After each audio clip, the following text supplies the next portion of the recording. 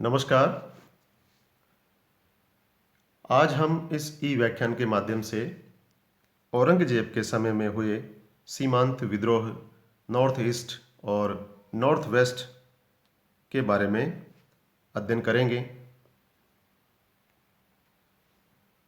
वैसे औरंगजेब के समय में अन्य कई विद्रोह हुए। औरंगजेब के समय में उसकी धार्मिक नीति के अतिरिक्त कुछ अन्य कारणों से भी विद्रोह हुए। 1663 ईस्वी में गुजरात में विद्रोह, 1669 ईस्वी में कूच विहार का विद्रोह, शाह शुजा का जो विद्रोह हुआ। उसके अलावा 1674 ईस्वी में यूसुफजई जाति ने विद्रोह किया।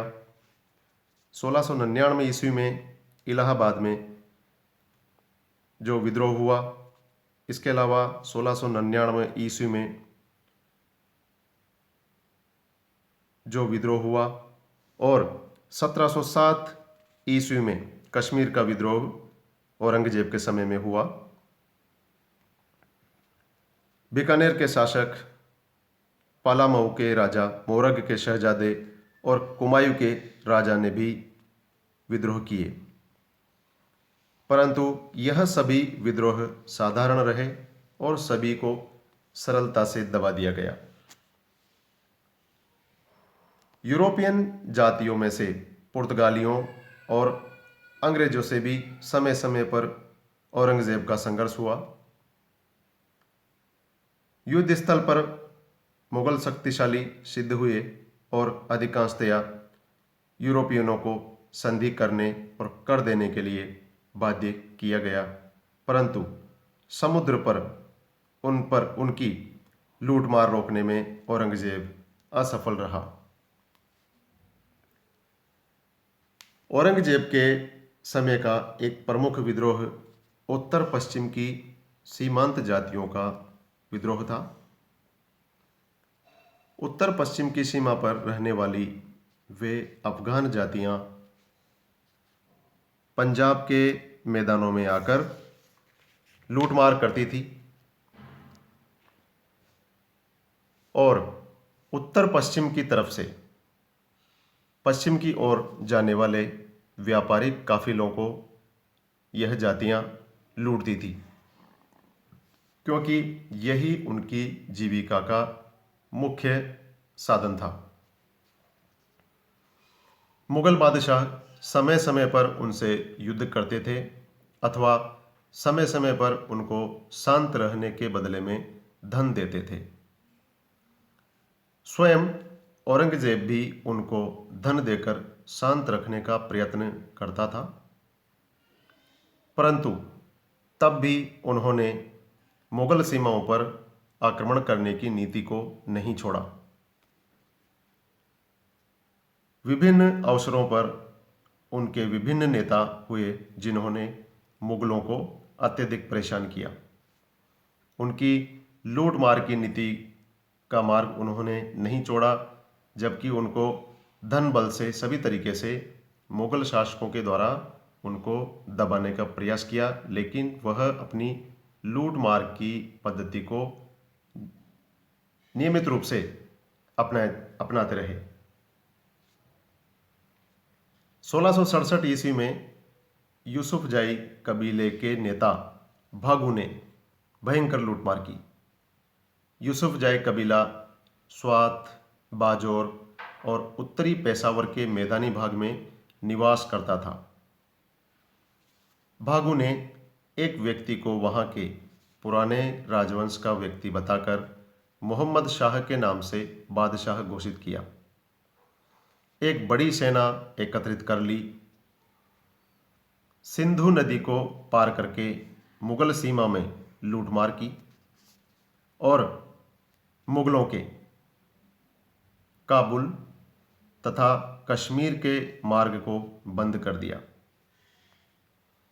औरंगजेब ने बड़ी सेनाएं यूसुफजई विद्रोह को दबाने के लिए भेजी। उसी वर्ष भागू मुगल सरदार कामिल खान के द्वारा परास्त हुआ। अन्य कई स्थानों पर भी यूसुफजाइयों की पराजय हुई।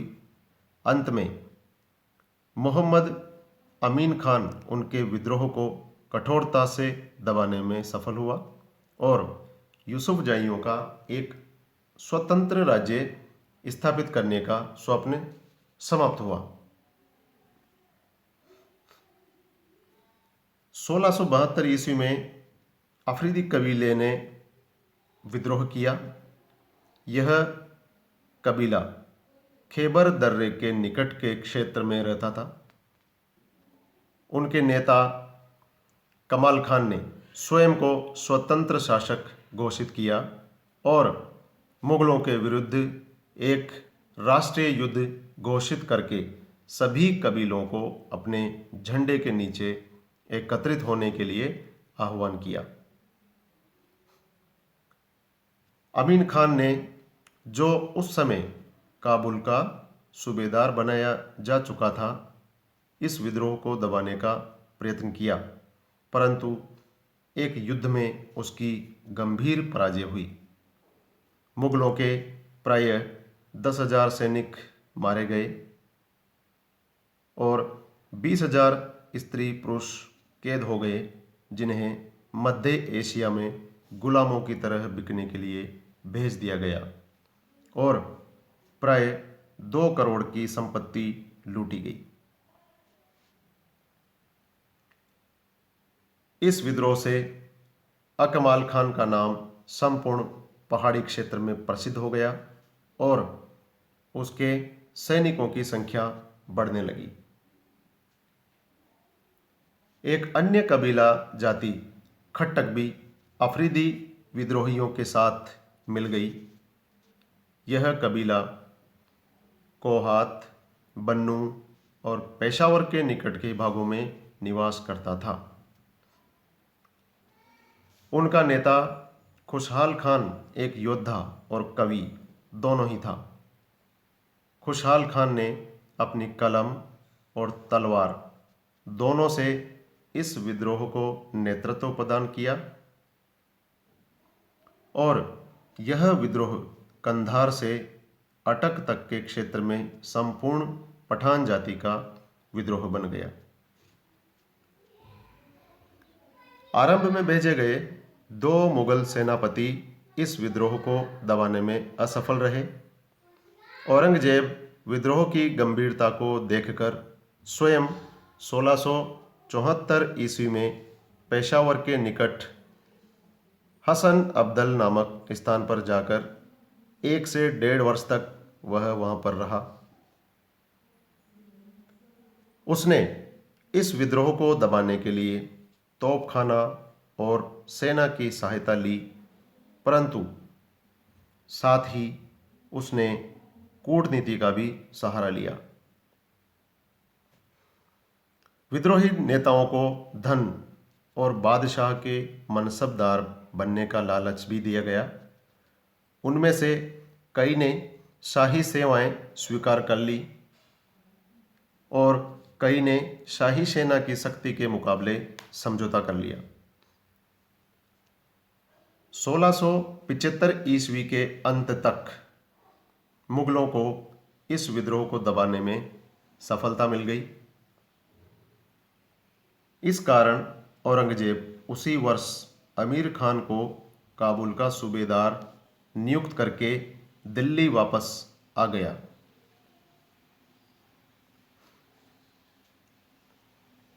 अमीर खान प्राय 20 वर्ष तक काबुल का सूबेदार रहा। वह और उसकी पत्नी साहिबी सफल कूटनीतिज्ञ सिद्ध हुए। अमीर खान ने धन, मित्रता, दबाव आदि सभी साधनों का प्रयोग किया। उसके प्रयत्नों के फलस्वरूप अकमाल खान के नेतृत्व में पठानों की सम्मिलित शक्ति टूट गई। कुछ समय पश्चात अकमाल खान की मृत्यु हो जाने पर अफरीदियों ने मुगलों से समझौता कर लिया।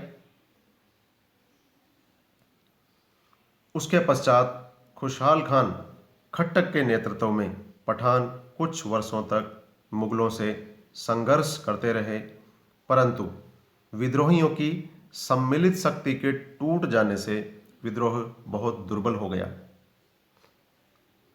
खुशहाल खान बाद में पकड़ा गया और उसका बाद का जीवन मुगलों की कैद में ग्वालियर में कटा। इस प्रकार से औरंगजेब उत्तर पश्चिम सीमा प्रांत के विद्रोह को वर्षों के सतत प्रयत्न के बाद दबाने में सफल हुआ, परंतु इस विद्रोह ने साम्राज्य को अत्यधिक हानि पहुंचाई। औरंगजेब को अपनी सर्वश्रेष्ठ सेना उत्तर पश्चिम में रखनी पड़ी,